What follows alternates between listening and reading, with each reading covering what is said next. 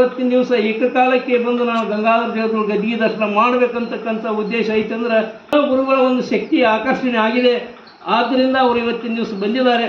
ಅವ್ರಿಗೆ ಗಂಗಾಧರ ದೇವರು ಯಾವಾಗಲೂ ಕೂಡ ಎಂದೂ ಕೈ ಬಿಟ್ಟಿಲ್ಲ, ಬಿಡೋದನೇ ಇಲ್ಲ ಅಂತ ಆಶೀರ್ವಾದವನ್ನು ಅವ್ರಿಗೆ ಮಾಡ್ತಾರೆ ಅಂತಕ್ಕಂಥ ಆತ್ಮವಿಶ್ವಾಸ ನಮಗೈತೆ ಅಂತಕ್ಕಂಥ ಮತ್ತದನ್ನು ನಾವು ಹೇಳ್ತೀವಿ.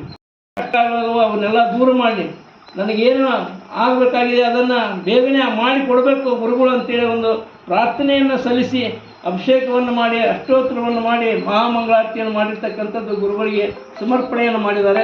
ಆ ದೃಷ್ಟಿಯಿಂದ ಎಲ್ಲರೂ ಕೂಡ ಇವತ್ತಿನ ದಿವಸ ಏನಾದರೂ ಕೂಡ ಬೇಕಾದ ದುಃಖ ದುಮ್ಮಾನಗಳಿದ್ದ ಗುರುಗಳಂತ ಬರುವುದು ಸಹಜ. ಅದೇ ರೀತಿಯಾಗಿ ಇವತ್ತು ಅವರು ಅಧಿಕಾರದಿಂದ ಬಂದಿಲ್ಲ, ನಾನು ಕೂಡ ಒಬ್ಬ ಭಕ್ತನಾಗಿ ಮೊದಲ ಭಕ್ತನಾಗಿ ಬಂದಿದ್ದೇನೆ ಅಂತಕ್ಕಂಥ ಕಾಶಿ ಭೇಟಿ ಅಂತೇಳಿ ನಿಮಗೆಲ್ಲ ಹೇಳಿದ್ರು ಆಗಲಿನ.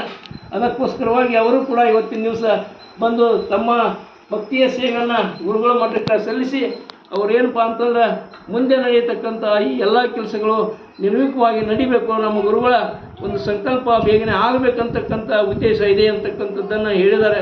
ಅದರ ಸಂಕಲ್ಪವನ್ನು ಮಾಡಿ ಅವರು ತಮ್ಮ ನಿವೇದನೆಯನ್ನು ಗುರುಗಳಿಗೆ ಆತ್ಮ ಸಂತೋಷದಿಂದ ಅವರು ಗುರುಗಳಿಗೆ ಅರ್ಪಣೆ ಮಾಡಿದ್ದಾರೆ. ಗುರುಗಳವರಿಗೆ ಹರಿಸಿ ಆಶೀರ್ವಾದವನ್ನು ಮಾಡಲಿ ಅಂತೇಳಿ ನಾವು ಕೂಡ ಅವರಿಗೆ ಶಾಲು ಮಾಲೆಯನ್ನು ಹೊದಿಸಿ ಆಶೀರ್ವಾದವನ್ನು ಮಾಡಿದ್ದೇವೆ.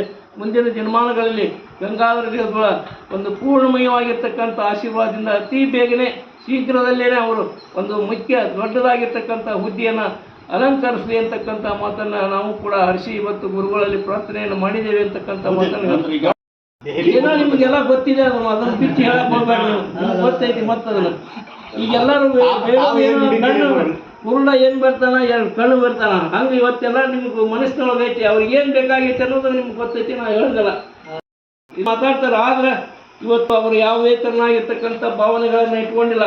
ನನ್ನ ಗುರುಗಳು ಅಂತಕ್ಕಂಥ ಒಂದು ಅಭಿಮಾನ ಅವರಲ್ಲಿ ಇದೆ.